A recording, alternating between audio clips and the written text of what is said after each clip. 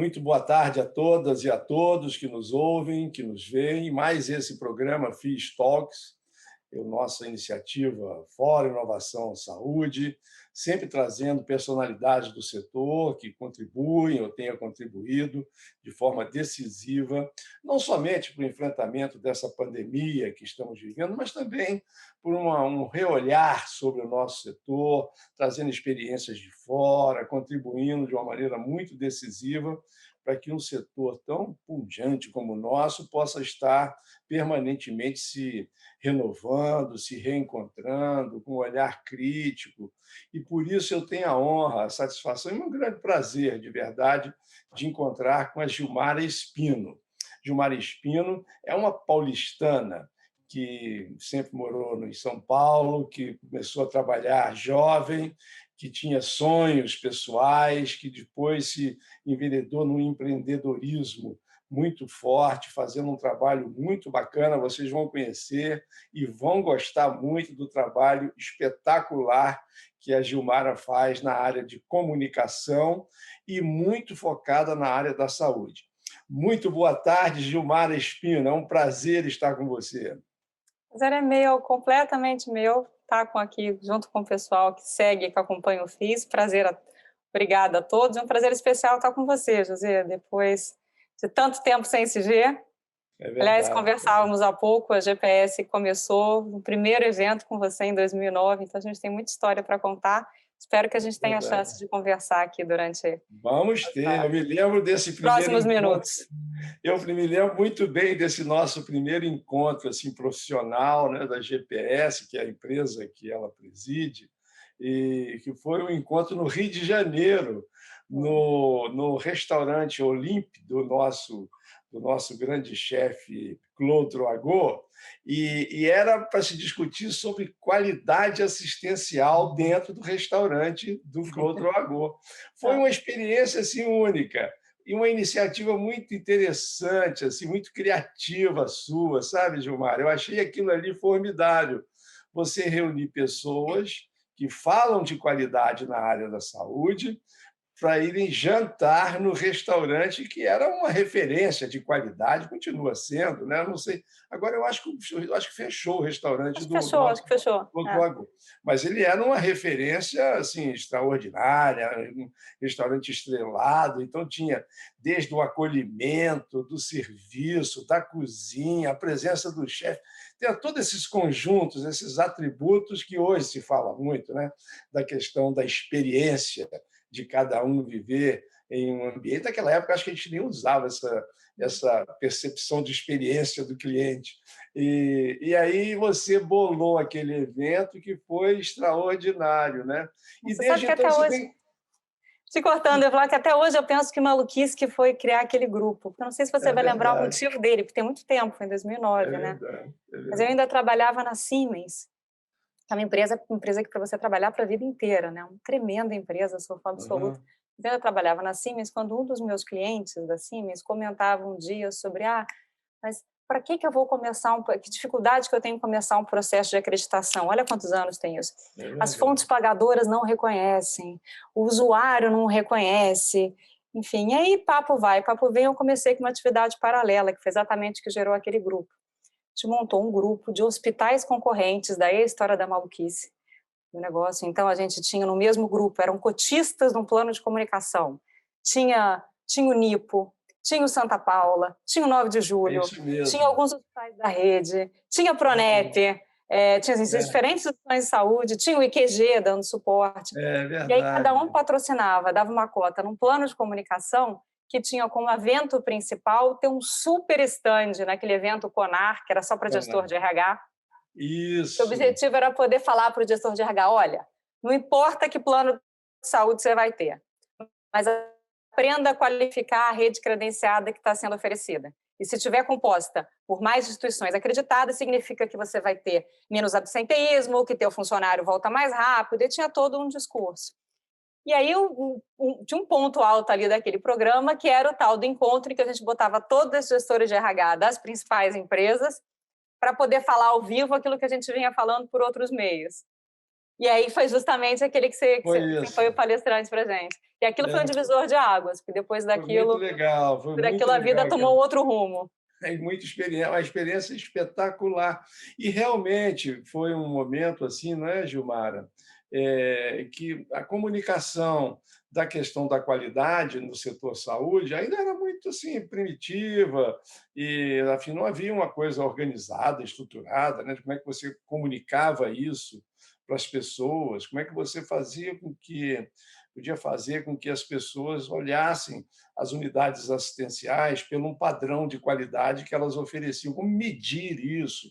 Então, hoje o que parece mais simples, mas lá no início, lá atrás, ninguém tinha acreditação, eram poucas as organizações, a Pronep, a Redditor, enfim, poucos hospitais no Brasil, o Einstein, o Sírio, eram poucos que tinham essa questão de ter optado pela acreditação. E você foi uma aglutinadora disso. Me fala um pouquinho aí como é que você, uma jovem ainda, qual foi o seu... Como é que você deu essa virada? Como é que você percebeu que a saúde precisava de uma pessoa como você, como a GPS, a sua empresa, para tentar viabilizar uma gestão mais profissional dessa área de comunicação? Você é formada em comunicação, Gilmar? Não, eu sou administradora e tenho, depois toda o meu pós-graduação foi primeiro em processos e depois em gestão de saúde, mas como formação principal, como graduação, eu sou administradora, focada em comunicação, focada em marketing. Você perguntou como é que eu vim parar aqui? Queria eu que tivesse sido planejado, mas não foi não, porque às vezes a vida atropela a gente, e aí quando você vê, você está num caminho diferente daquele que você tinha pensado lá atrás. Então, se eu tivesse... Lá atrás, meu plano era para fazer diplomacia, queria fazer Rio Branco. Quando eu vi, estava trabalhando em hospital, depois trabalhando em fornecedor de hospital, e aí trilhando um caminho até a GPS. Então, isso tem um valor muito, muito interessante, porque eu já tive nos diferentes lugares numa mesa de negociação. Já tive comprando serviço de comunicação, já tive vendendo serviço de comunicação, já tive vendendo micromola e stent, já tomei muito chá de cadeira de médico. Já tive criando plano para empresas, para como abordar médico. Então, você está desde diferentes momentos, ora para o sistema público, ora trabalhando no sistema privado, me trouxe ao longo do tempo uma bagagem que em algum momento da vida foi, opa, disso aqui eu não posso abrir mão. Como é que eu uso essa experiência acumulada para fazer aquilo que eu gosto? Então, eu sou fã das áreas, das carreiras que elas tangenciam, ou melhor, que elas são uma interseção de diferentes áreas.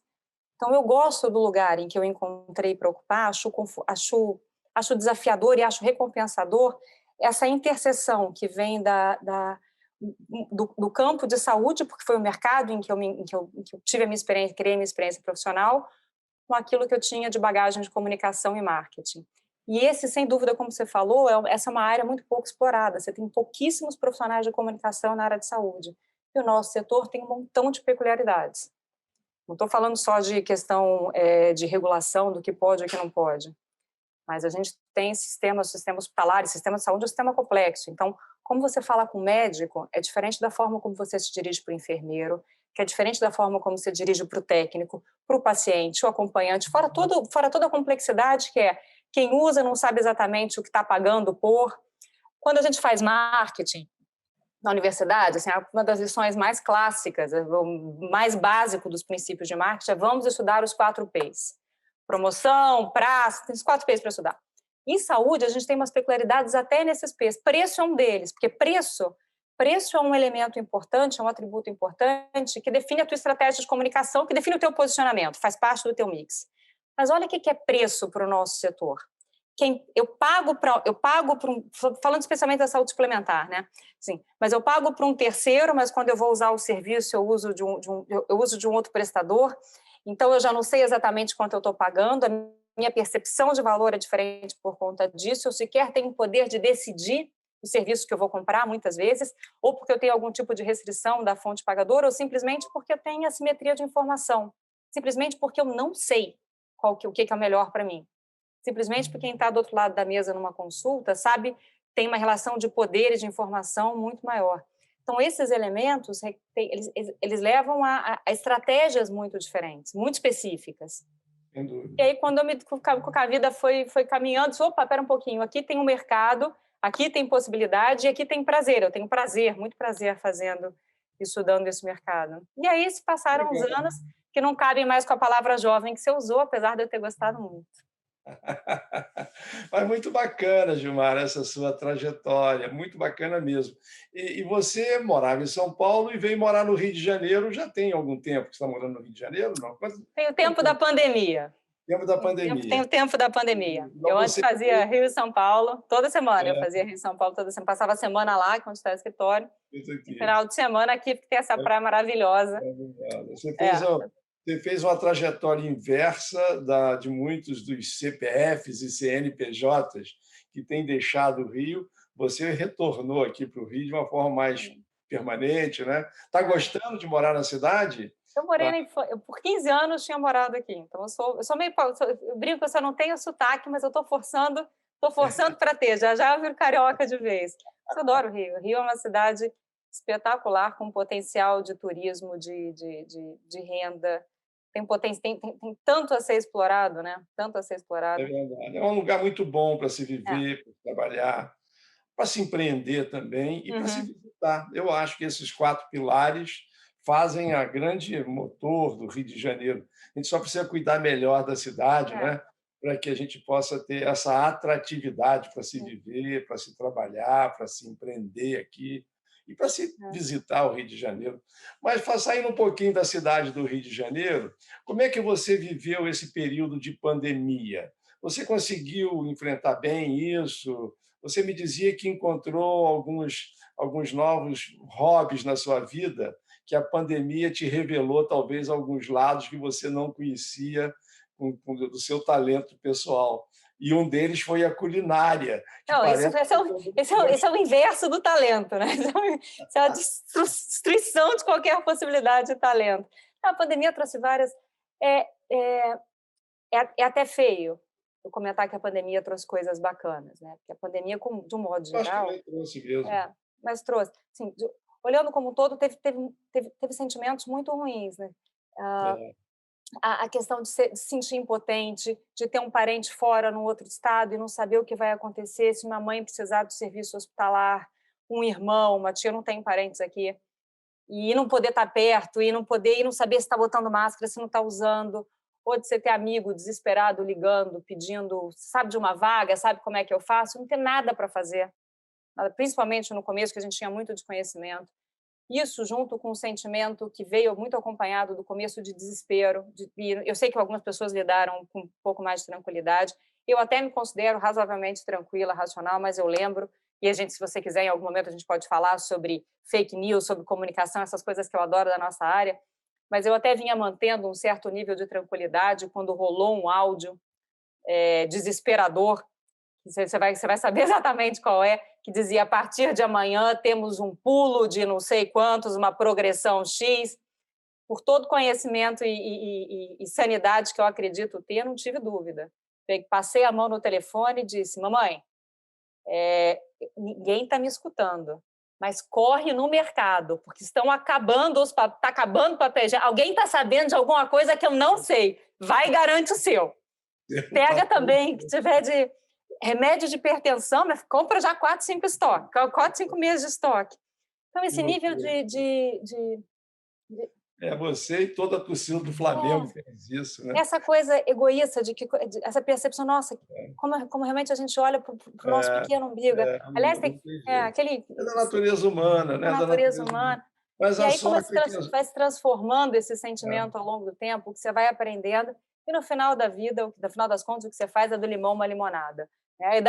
Quando chega na limonada, aí também o suco ficou bom mesmo, aí já aprendi um montão de coisa, já descobri outras. Então você já está fazendo um bom bifezinho com batata frita, arroz e feijão, como todo carioca. A coisa boa. E todo mundo em casa emagreceu, mas não teve jeito, mas está indo. Mas me diga uma coisa, Gilmara, nesse tempo de Covid, você deve ter, como sua empresa GPS, ela presta serviço para vários clientes, incluindo a Redditor, né? Eu imagino o quão deve ter sido difícil a Redditor organizar o belo trabalho que fez, né? Realmente eu tiro o chapéu. Nós até no FIS agora premiamos a Redditor como o prêmio FIS pelo Rio, porque foram iniciativas extraordinárias da família Moll, da toda a rede, do pessoal todo.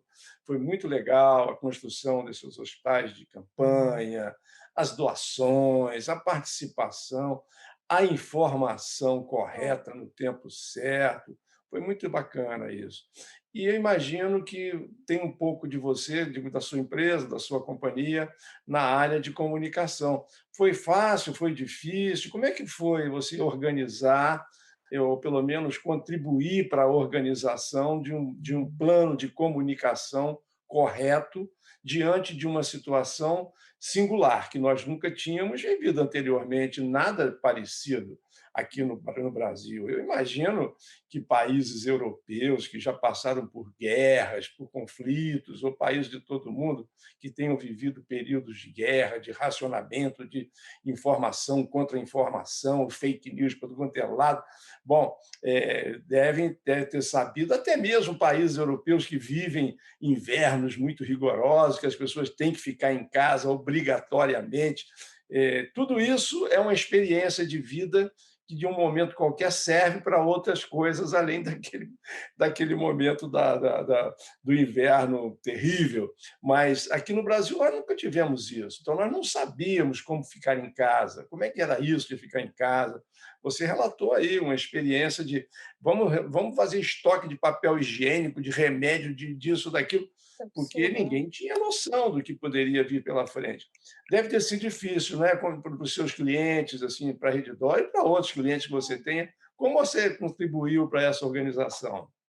Tem várias histórias interessantes para contar sobre isso, assim, mas muitas.